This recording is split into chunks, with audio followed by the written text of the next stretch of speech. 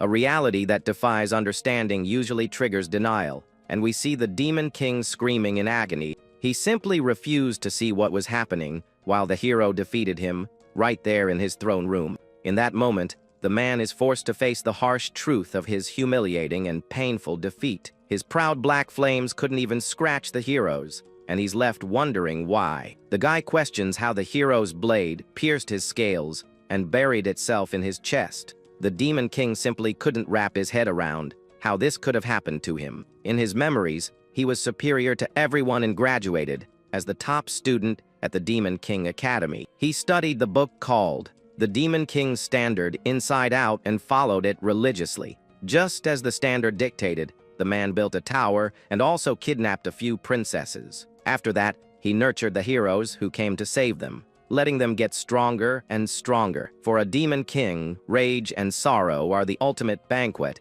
and taking them out early would be a waste. The standard taught that fattening them up before devouring them makes the meal much more delicious. He followed the standard more faithfully than anyone, and world domination was just a matter of time. With that, he absorbed the sorrow and rage of countless beings, including the heroes themselves. Thus, he became a Demon King stronger than any other that had ever existed in the world.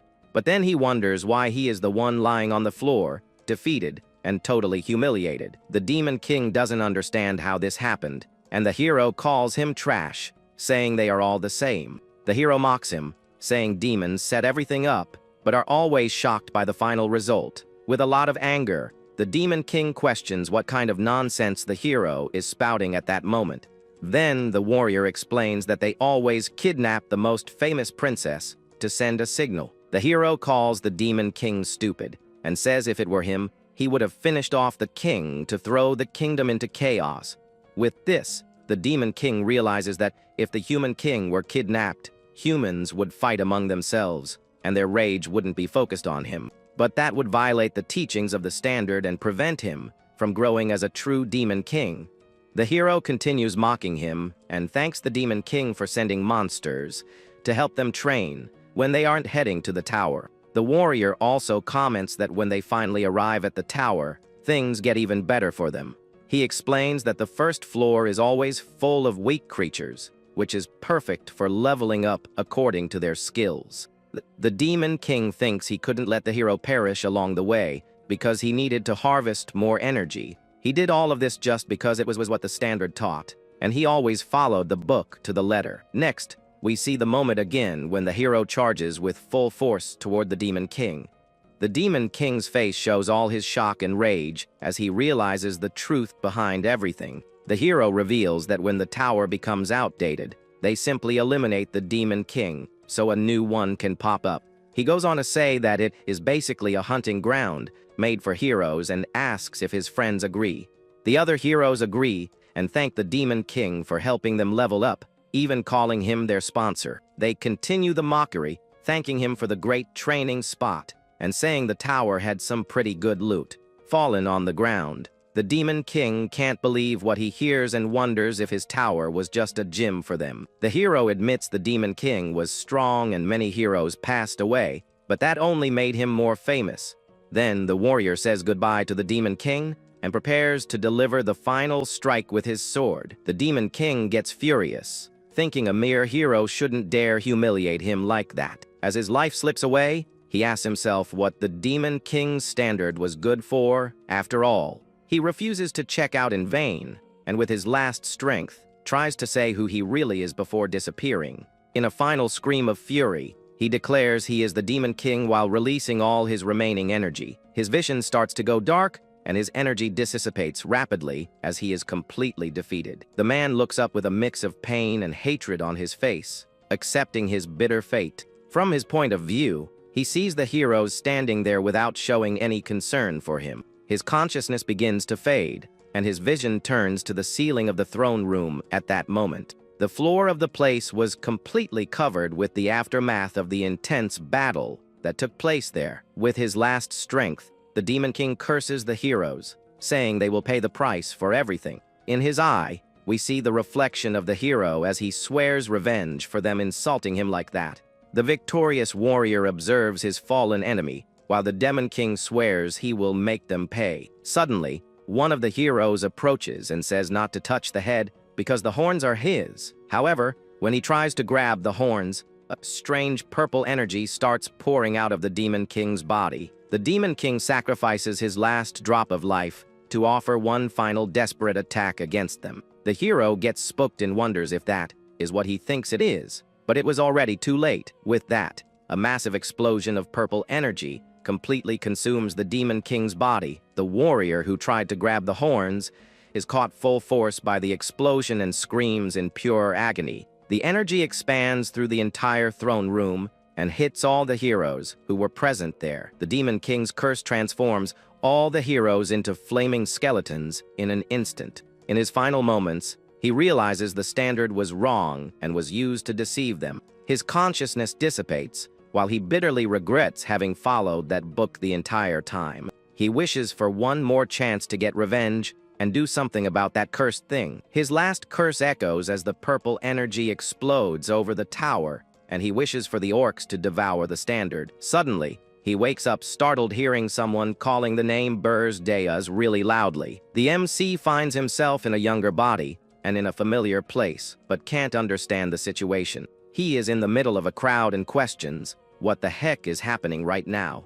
With his face sweating cold and his heart racing, the guy realizes that somehow he is alive. Then a voice calls him by the name Burz Deas and asks him to hurry up and get on stage immediately. While walking toward the stage, he still tries to process that whole bizarre and unexpected situation. The young man realizes it can't be and wonders if this is really what he thinks it is. The Academy Dean asks Burz Deas what a genius like him is doing being so distracted on graduation day. He receives the red badge, which is given to everyone who completes the Demon King Academy. With that, the penny finally drops, and Burz starts to understand what really happened to him. He realizes he went back 15 years in time to the day of his graduation ceremony from the academy. Burz doesn't know why he returned to the past, but he understands that this is a huge opportunity for him. Next, the class valedictorian, Burz Deas, is called as the representative to read the oath of the new Demon Kings.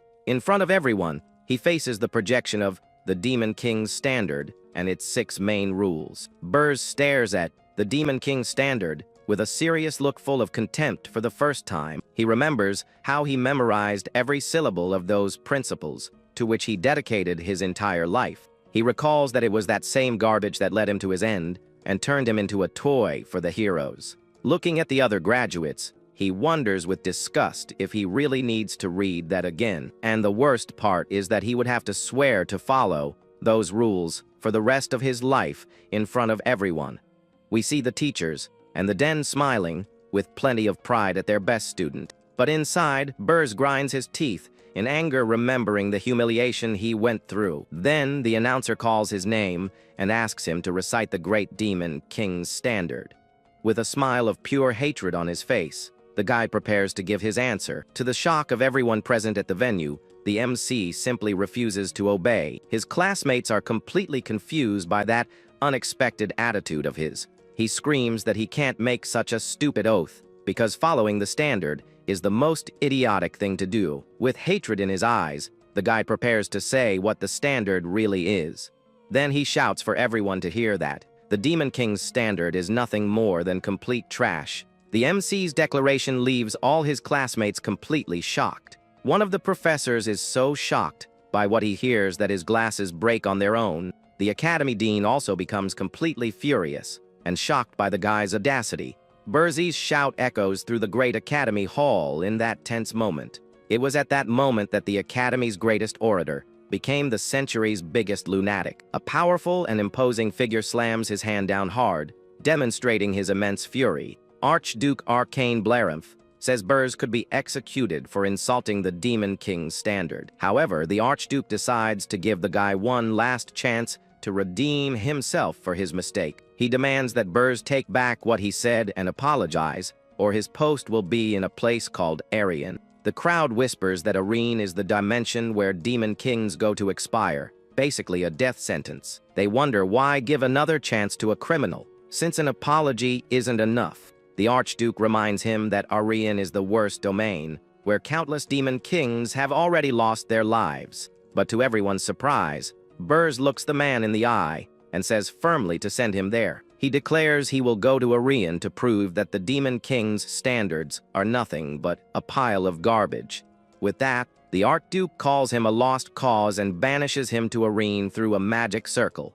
Furthermore, he won't receive any privileges, and no demon will accompany him on his journey. Burrs is then thrown out of the demon realm and forbidden to return until he completes his mission. As he falls, he thinks he already expected this after all the mess he caused. The guy is being sent back to Orion, the place where the heroes who defeated him are. He remembers that before regressing, he chose Orion himself because he thought the strongest should go there. That arrogance cost him his life, as many heroes were exploiting the Demon King's standards. A huge explosion happens on top of a snow-covered mountain at that moment. Burrs lands with his demon wings in the Urgest Mountains on the northern continent. He swears he won't let that happen twice, and that now he will exploit the system. With a look full of determination, the guy declares he will exploit the heroes' standards. Elsewhere, a man with long hair and an elegant appearance is shaving calmly. Next, he buttons up his dress shirt, getting ready for some special occasion. We find out this is Gordon Derrick, the top graduate of that year's Demon Academy. He thinks that while the Demon King Academy trains Demon Kings to rule, the Demon Academy trains the demons who will serve them, and everyone congratulates him for being able to serve Burrs. With a smile, Gordon says that all Demon Kings who come out of there are great people. With a sinister smile, Gordon adds that none of them are as great as Lord Burrs. He thinks Burrs is a prodigy of the demonic dragon lineage, and graduating with him is a blessing. With Lord Burrs by his side, Gordon believes they could conquer any dimension they wanted. He is confident that he will also be recorded in the glorious pages of the demon realm's history. But suddenly, Burrs' voice echoes in the hall, saying that everything Gordon thought is wrong. Gordon and the other students are shocked and confused by the guy's unexpected statement. The MC screams that the Demon King's standards are trash, leaving everyone even more astonished. Gordon is so shocked by what he hears that his glasses break, and he panics. Back in the present, Gordon appears in the deep region of the Urgest Mountains on the northern continent. Even with the order that no demon would accompany him, Gordon is there to serve his king. The guy with glasses wonders why Burrs is there since they said no demon would accompany him. He turns around and sees the MC approaching him with a calm and determined expression. Burrs greets him and extends a hand to him in a friendly and surprisingly chill manner. Gordon asks why he did that, and Burrs plays dumb, asking what he is talking about. The glasses guy freaks out and says he insulted the standards, and now he will also perish in Orion. Burrs asks him to calm down so he doesn't pull his hair out, but Gordon screams that hair isn't the problem. The MC wonders if Gordon was always like this because before, he was confident and composed. The glasses guy pulls himself together and says that although it's difficult, they will succeed together, and he is motivated. Burrs understands the change in behavior because the situation is different and thinks about telling him about his regression. However, he gives up on the idea because Gordon would probably think he went insane. We see Gordon catching his breath in the snow after all the confusion and stress he went through. He then apologizes for his attitude and says he will fulfill his duty, and the MC just agrees. The first rule of the standard says a demon king must build a tower in an accessible place. With that, Gordon warns that the place is dangerous and surrounded by mountains, which makes it difficult for humans to pass. But the MC completely ignores the warning and says firmly that he will build the tower right there. He then plants a tower seed in the snow, which needs Demon King blood to grow. The glasses guy screams that he is going against the standards and throwing away his Demon King pride. The MC understands his companion's disgust because it is hard for a demon to deny such a deeply rooted faith. He reflects that one can only reject this after a drastic experience like passing away, which is what happened to him. With this in mind, the guy squeezes his hand hard, making blood run down his fingers. Then he tells Gordon that the standards are trash, especially in Orion, and drips his blood onto the seed. The demon with glasses is totally shocked and confused by his king's words and attitude. The energy from the MC's blood begins to spread through the snowy mountains around them. The tower seed shines intensely, with a powerful red energy upon receiving the blood. Immediately after, the seed begins to germinate and grow rapidly out of the snowy ground. A wave of red energy expands while Burrs begins to explain the reason for his actions. He reveals that Orion is infested with heroes, and that there are many of them everywhere in that place. Memories of the heroes who defeated him in his past life come to his mind at that moment. The tower system identifies the user as Burrs Deus of the Black Flame demonic dragon tribe.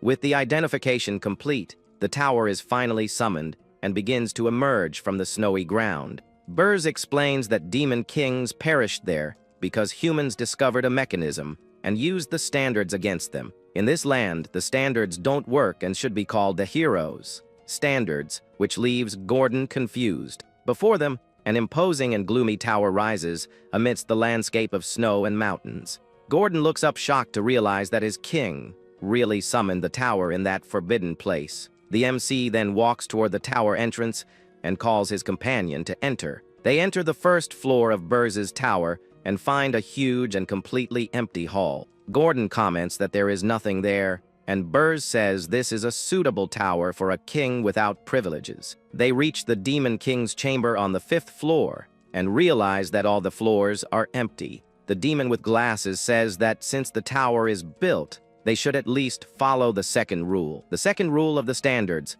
says the Demon King must kidnap a high-born prince or princess. Gordon then asks for permission to advise his king, and the MC allows him to proceed. He suggests kidnapping the Princess of Corzin to absorb the kingdom's rage and grow quickly. Gordon already expected a refusal, but Burrs surprisingly agrees with the plan, leaving him shocked. The MC says he already has a princess in mind and orders Gordon to guard the tower while he goes. With that, the glasses demon is relieved and thinks his king was just stressed about graduation. Then Gordon asks who Burrs is planning to bring to the tower while watching him at the door. The guy turns around with a serious look and prepares to reveal his true and bold plan. He is going to the most distant nation on the continent, the Kingdom of Hildren. To his servant's surprise, the scene changes to the balcony of a luxurious and lit room during a peaceful, starry night. Suddenly, Burrs appears flying outside the window of a beautiful princess with blonde hair. He reveals that among all the princesses, his target is the 13th, the one with the smallest presence. With a serious look, the guy tells the princess that he came to take her with him tonight. The princess stares at him with a calm and curious expression, without showing a shred of fear. With a soft and innocent voice, the young woman asks who he is and what he is doing there. Burrs introduces himself as the Demon King who came to kidnap her, making the situation very clear. Unexpectedly, the princess smiles and asks a question that leaves the MC confused. She asks if he is sure he can handle her, leaving the guy not understanding a thing. He finds the question strange and wonders if she is messing with him, since he is a Demon King. Then the princess extends her hands to him and says she will let him take her, which leaves him shocked. Burrs finds her calmness strange and asks what she is plotting, but the young woman says she expected this. The MC warns her not to try to trick him because he is desperate and won't fall for tricks. The princess denies plotting anything and says, as there would be no way to set a trap without knowing he would come. Burrs admits she has a good point, but still feels discomfort with that whole situation. The young woman then extends her hand to him and asks if they can go, leaving the guy even more suspicious. Back at Burrs's tower, we see him flying with the princess toward his snow fortress. Gordon welcomes him at the tower entrance and is relieved to see his king returned safely. Burrs orders the princess to be left on the 4th floor and not in the prison, which surprises his companion. The glasses guy understands his king's decision, since the princess didn't offer any resistance. Gordon says he has something important to tell Burrs, and the MC gets curious to know what it is. On the 4th floor, the princess is left alone in a cold and empty hall. She thinks the place has nothing like pillows, blankets, or maids like in her old room. The young woman also misses the beautiful gardens and realizes the place is nothing like her kingdom. But with a mischievous smile on her face, the princess thinks that despite everything, this isn't so bad. Back in the throne room, Burrs is informed about an invitation from the Beast Tower and gets intrigued. Gordon confirms it is a welcome party for the new Demon King, but Burrs gets suspicious. Demon Kings are proud, but in Orion, They work together because of an unprecedented factor.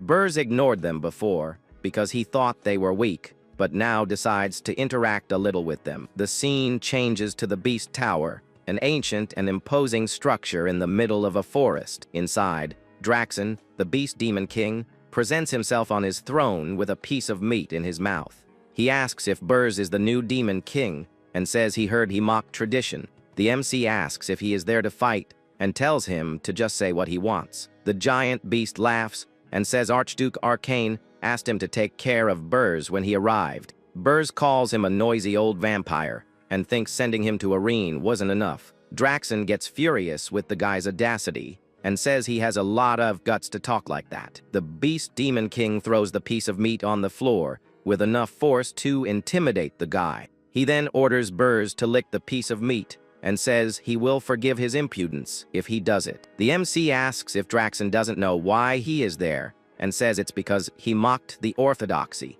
With a mocking smile, Burrs reveals that according to orthodoxy, demon kings cannot fight each other. However, the guy completely ignores the rule and lands a powerful kick on the Beast King's chin. The blow knocks the giant creature far away, and the sound of the impact echoes through the place. With a cold and determined look, Burrs asks if Draxen really thought he would follow that rule. The giant creature feels the guy's powerful aura and wonders where all that energy comes from. Draxen retreats and says Arcane asked to see if he kidnapped a princess and threatens him. Burrs interrupts him and reveals he already kidnapped a princess, leaving the creature completely shocked. He then turns to leave and says the princess he kidnapped is to his taste and liking. The scene changes back to Burrs' tower in the snow mountains where everything seems calm. Gordon congratulates him for showing the majesty of a demon king, and Burrs says it was nothing. The MC orders Gordon to check the princess's condition and says he needs to learn how to use her. The window of the princess's room closes on its own, with a dry and creepy sound at that moment. Burrs sits on his throne and thinks that if the other demon kings act like Draxen, things will get difficult. He realizes the consequences of mocking the orthodoxy are greater than he expected, but even with another chance, he would make the same choice, because he prefers to die than bow to trash. The guy decides to rebuild his foundation from scratch and not repeat the same mistakes of his past life. He checks his energy points and is shocked to see he has more than 13,000 points. The MC wonders why he has so many points, since he expected way less than that. Suddenly, he receives a video recording from the Beast Tower and gets curious to know what it is. Draxen congratulates him and says that despite the bad first meeting, he wants to give him something as a veteran. The Beast King says that what he achieved in Arien wasn't easy and is impressed with him. Burrs realizes something is wrong with the message and with Draxen's suspicious attitude. Suddenly, Gordon runs in and says they have a very big problem on the 4th floor. The 4th floor of the tower, which was previously empty, is now covered by lush vegetation and butterflies. Colorful flowers sprout from the ground, and butterflies fly freely, creating a magical and unexpected scenery. Burrs is completely shocked and speechless seeing the drastic transformation of the 4th floor. The system reports that the 4th floor of the tower is in the process of naturalization, which leaves him confused. The princess greets him, and he realizes she created an entire ecosystem inside the magic tower. The MC thinks only someone who masters the 4 elements could do something like that. He realizes that only one person on the continent is capable of this, and that she is not the 13th princess. The young woman confirms his suspicions and says that as expected, he confused her with her sister Alina. With his face sweating cold and heart racing, the guy starts to understand her true identity. She introduces herself as Ernan Hilderin, the first princess of the kingdom of Hilderin, leaving him shocked. The news of the first princess's kidnapping spreads quickly through the kingdom of Hilderin. The king is furious and orders the strongest heroes and the entire army to be gathered to rescue her.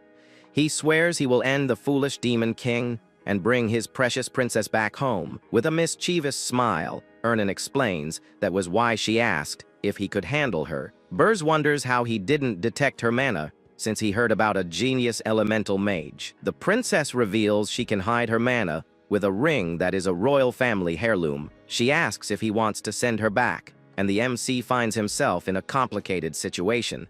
He thinks he will be ridiculed if he sends her back, which would make collecting demonic energy difficult. With that in mind, Burrs decides he needs to see that plan through, whatever the cost. Suddenly, the system detects a wave of rage directed at him, and his points go up to more than 19,000. Burrs says nothing changes, and that she is still his hostage, leaving the princess surprised and thoughtful. The scene changes to the kingdom of Hildren, where chaos and fury have taken over the entire palace. The king orders them to finish off the foolish demon king and bring his precious princess back home. A counselor tries to calm the king, saying they still don't know which demon king did that. The king gets even more furious and screams that the princess was kidnapped, and they are doing nothing. Suddenly, a man enters and says something is strange about the first princess's kidnapping. He reveals that the demon king of lust was recently defeated for kidnapping a prince. The counselors are shocked and thoughtful about the revelation and the strange coincidence of facts. The king squeezes the arm of his throne with enough force to demonstrate all his rage and frustration. With a look full of hatred, he deduces it must be a new demon king who appeared in Arian. A soldier reports that they found traces of teleportation magic heading north. The king is surprised and furious to learn that the destination of the magic is the Urgest Mountains. Burz's tower rises imposingly in the middle of the snowy mountains,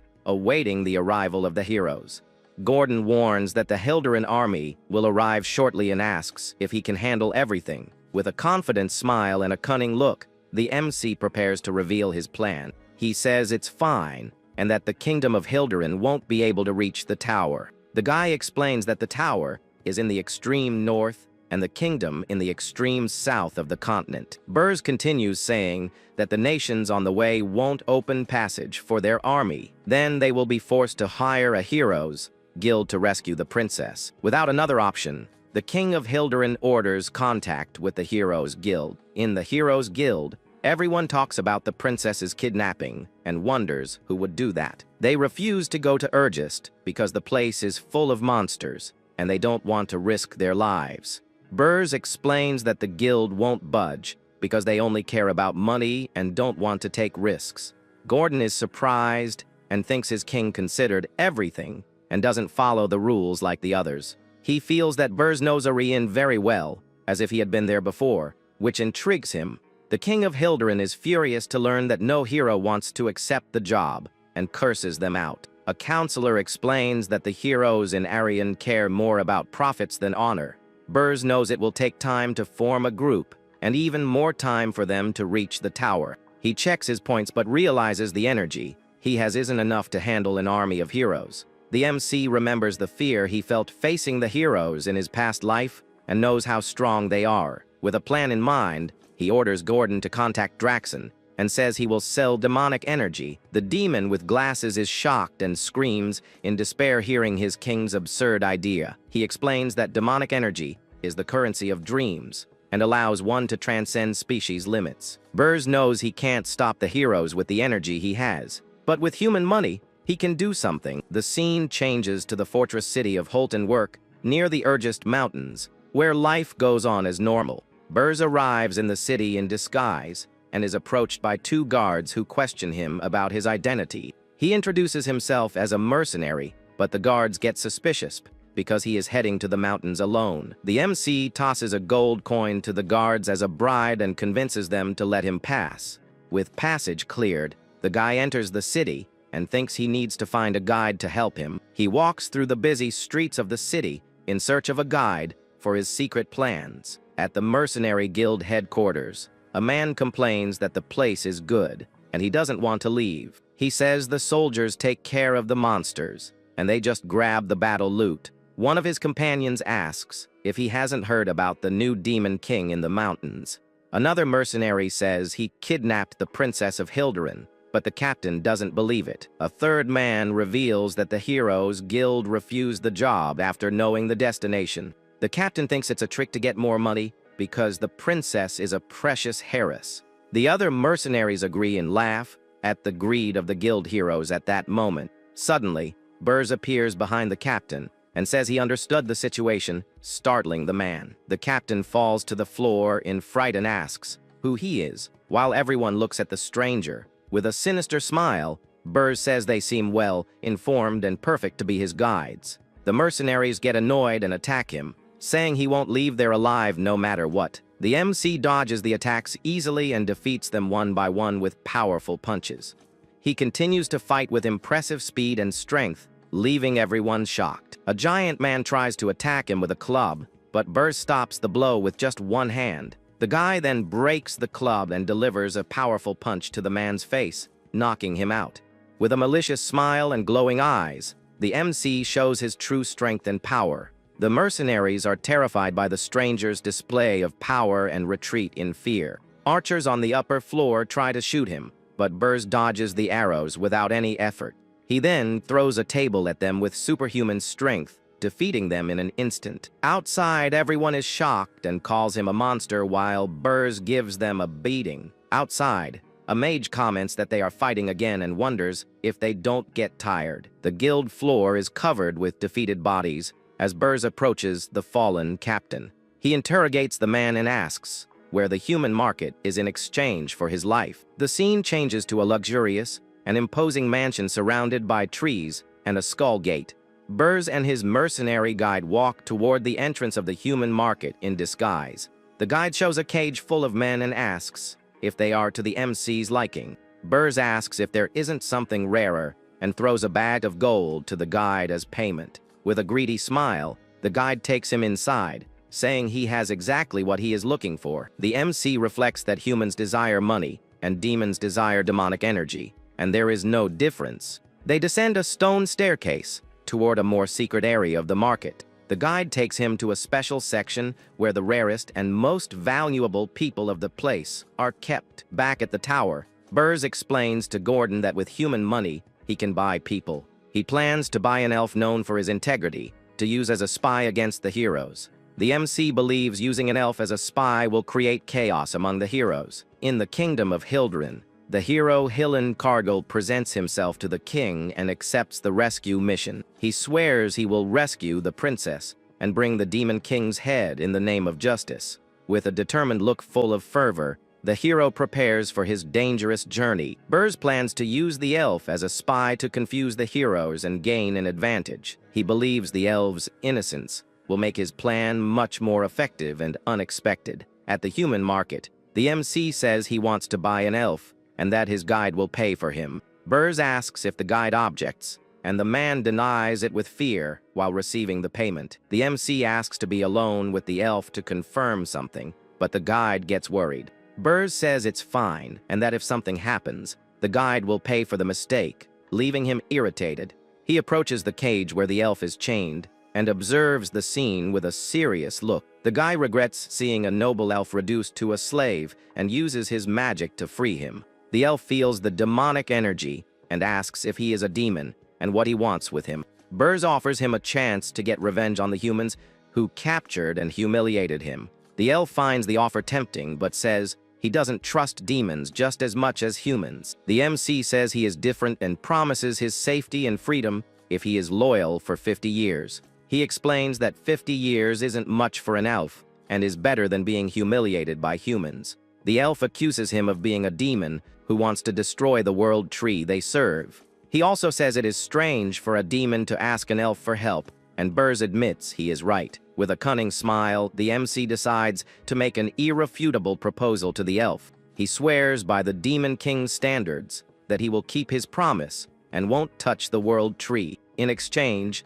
he asks the elf to swear by the world tree that he will give him loyalty for 50 years. The elf calls him strange but accepts the proposal if he goes that far to prove his word. He introduces himself as Granada of the Maple tribe and says he will make the vow when he sees the Demon King. With a confident smile, Burrs reveals that he is the Demon King recruiting him. Granada is shocked and speechless hearing the unexpected revelation from the guy in front of him. He starts laughing and says demon kings get weaker away from their towers and wouldn't buy people. Granada laughs and says if he really is a demon king, he will give him loyalty for 100 years. Back at Burrs's tower, Granada is taken to the 5th floor and is shocked by what he sees. Burrs reminds him of the 100-year contract, and the elf realizes he really is a demon king. Granada screams that it is a scam and complains that the tower is empty, and has nothing up to the 3rd floor. He continues complaining that there is nothing on the 1st floors,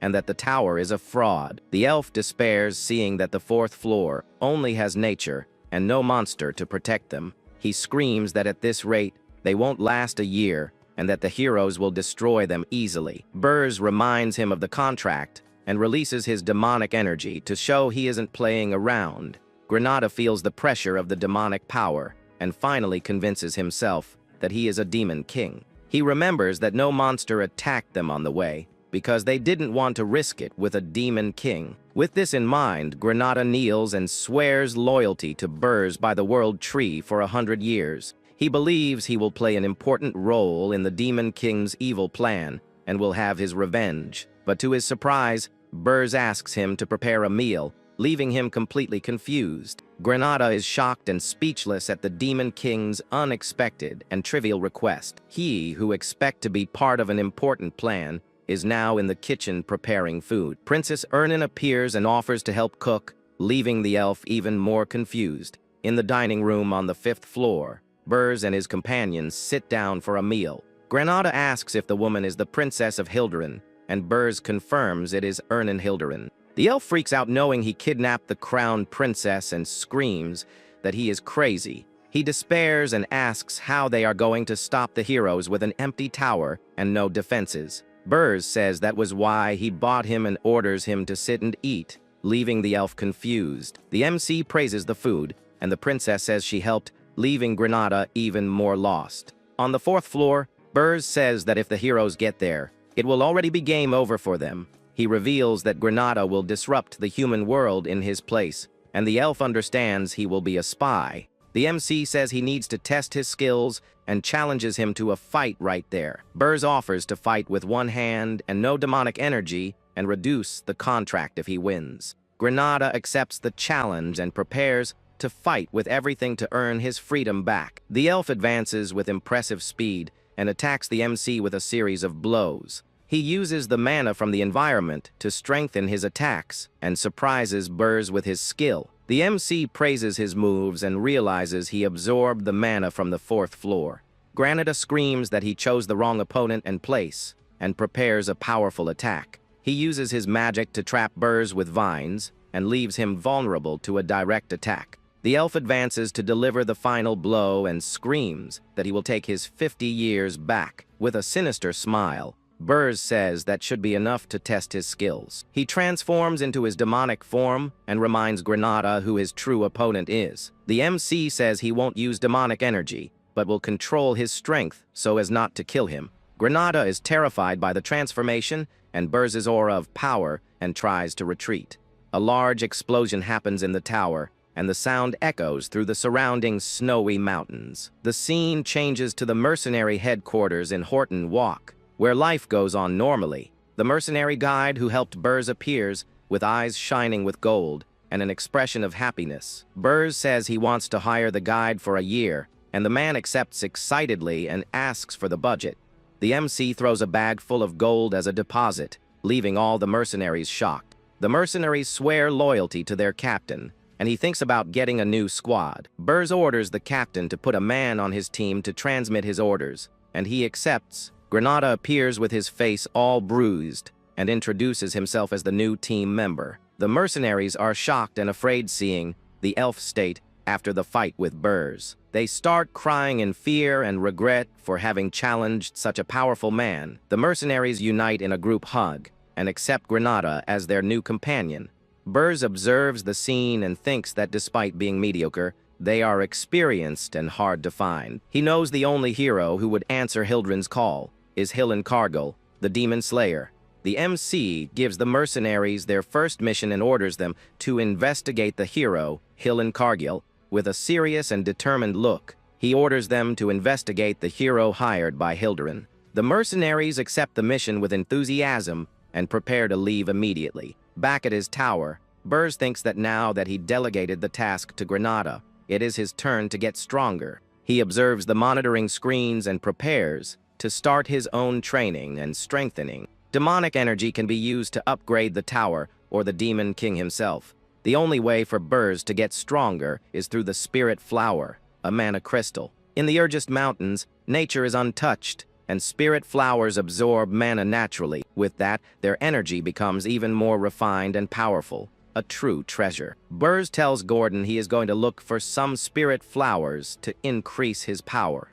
Gordon warns it is risky to go without preparation, and that the monsters will attack him at the first opportunity. Burrs says he can handle the monsters, but finding the flowers will be difficult without a mana detector. Suddenly, they hear knocking on the door, and wonder who it could be at that moment. Princess Ernan appears with a slime on her head, and asks if they are busy. The two are surprised by the princess's sudden appearance, and don't know how to react. The scene changes to Burrs and Ernan leaving the tower, with the princess's spirits floating around. Ernan says she is excited and reminds Burrs of his promise to let her decorate the 4th floor. The MC agrees as long as she finds the spirit flowers and wonders how far she will go. The princess is happy and thinks she didn't expect to be able to leave the tower, and that it was good to have checked. She pets one of her fire spirits with a gentle smile and prepares for the journey.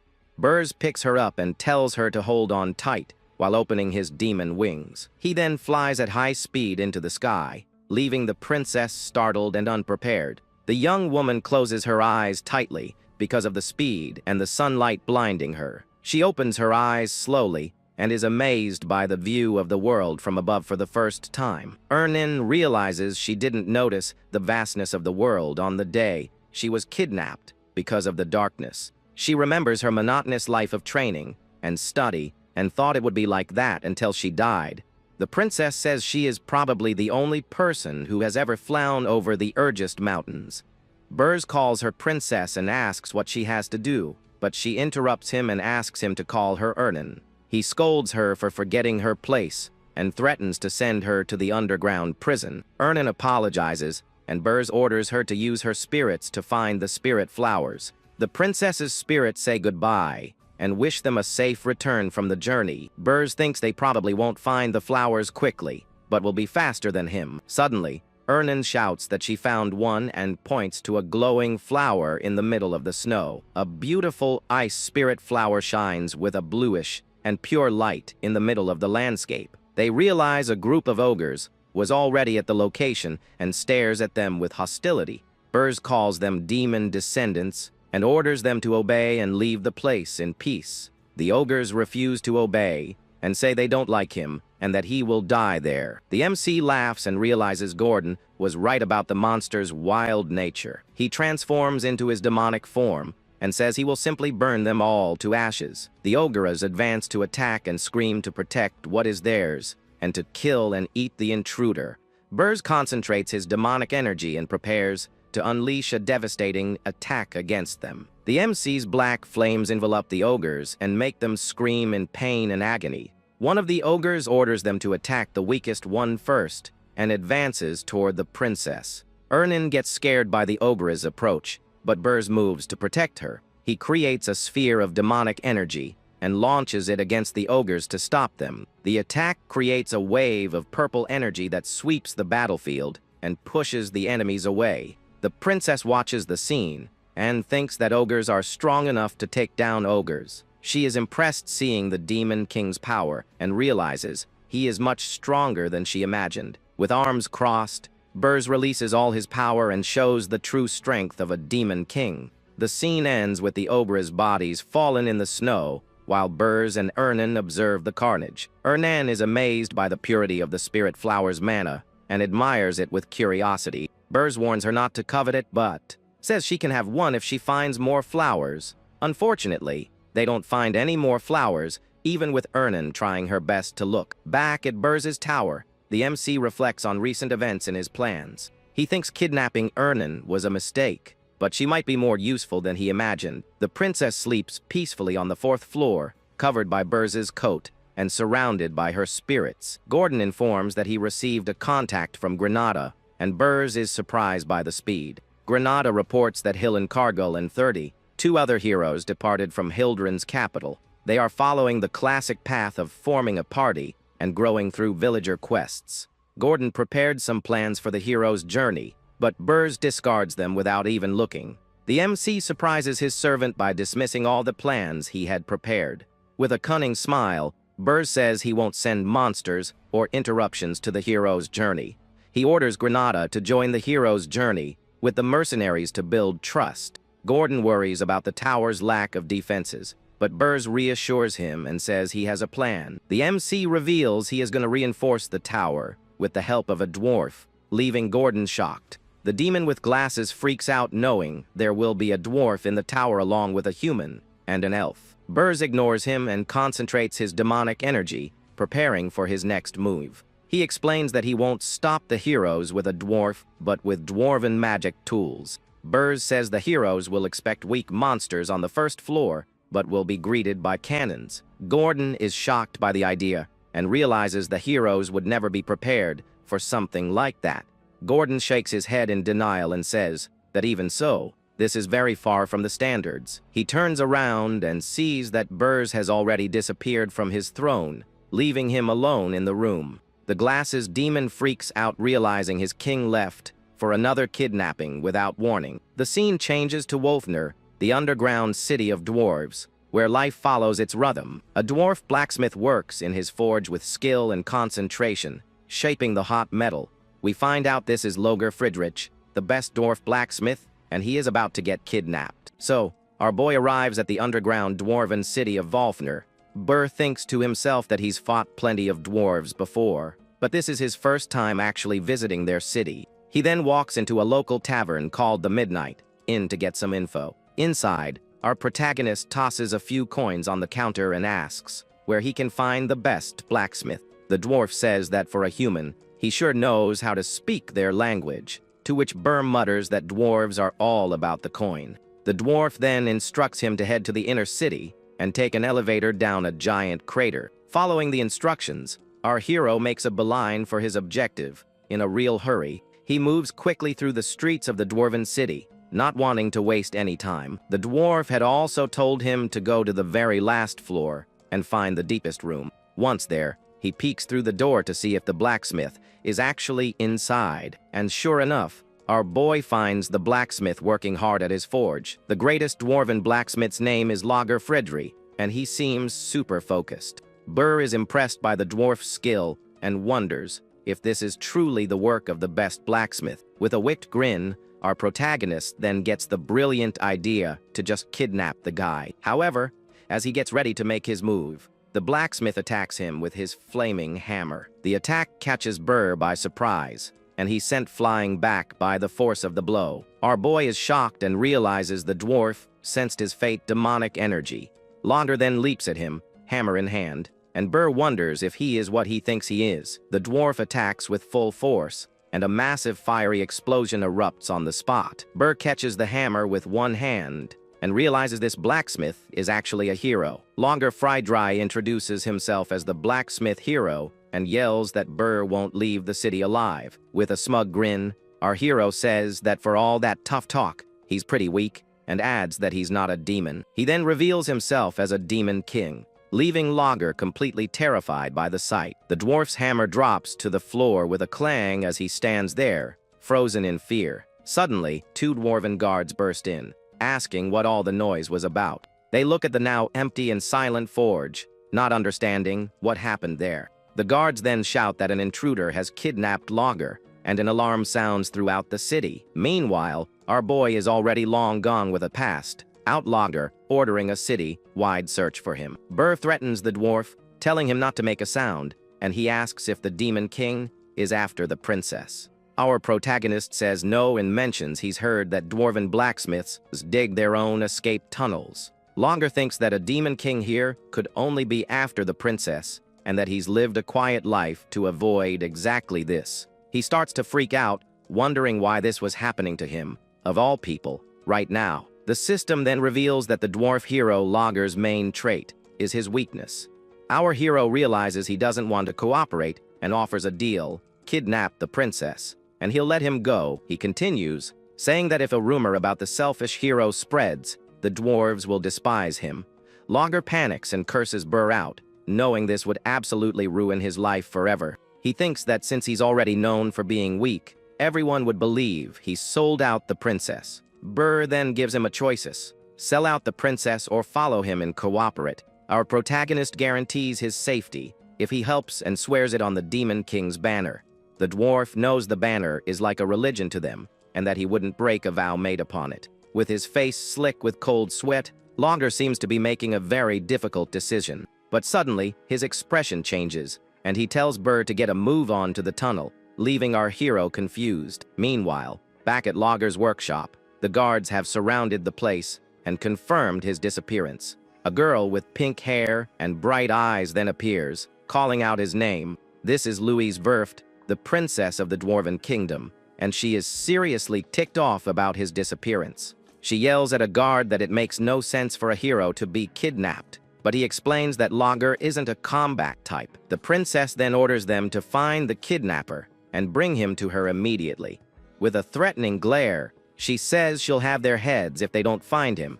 Far away, Burr is following Lager through a cramped tunnel, complaining about the view in front of him. He tells the dwarf to walk faster, but Lager says he can't because the tunnel is too narrow. Finally, they emerge from the tunnel and come face to face with our protagonist's tower in the distance.